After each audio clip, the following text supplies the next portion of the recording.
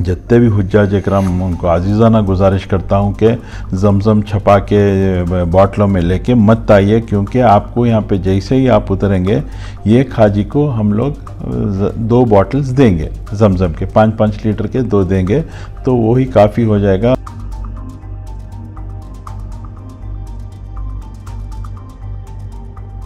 ये गलती है, ये मेरी गलती है एक्चुअली, मैं गलती स्लिप ऑफ टंग हो गया था कि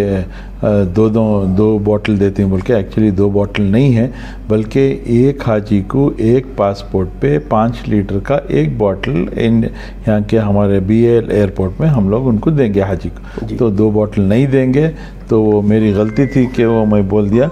तो उसको हाजी जो भी देखें इसको दुरुस्त कर लें कि एक हाजी को जमज़म का एक बॉटल दिया जाए।